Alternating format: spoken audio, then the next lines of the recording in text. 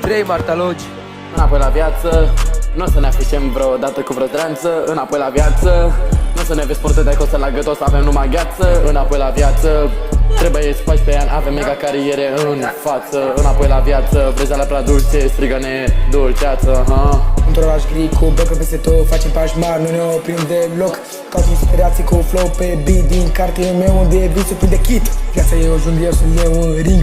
Convide sunt arme, taxele ating. Rimele se așterne, scriu versul pe foaie. Cu fiecare vers sufletul se îndoaie. Parca de lin, parcă beau lin. Trei Marta Logi, sunt niște virgina. Am versurile ca nu trebuie să scriu. Eu cu Marta Logi, suntem turbofil.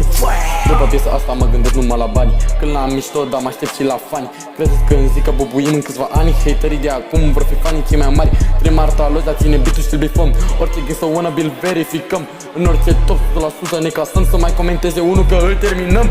Rado Fire! Intră în fire-ul beat-ul, mă știe și fitul. E vorba de Radu, e fire fit-ul. Double cap, curge elinul. S-a speriat dușmanul, a sărit ca delfinul. A sărit ca delfinul.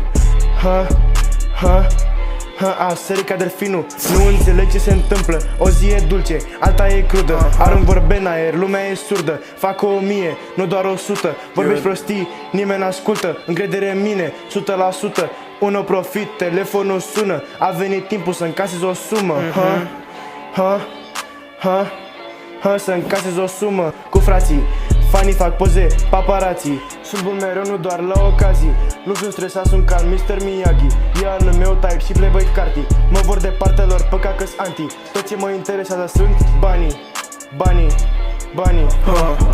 Înapoi la viață, nu o să ne afișem vreodată cu vreo stranță. Înapoi la viață, nu o să ne vezi purtă de costă la gât, o să avem numai gheață. Înapoi la viață, trebuie să faci pe ani, avem mega cariere în față. Înapoi la viață, vrezeala prea dulce, strigă-ne dulceață,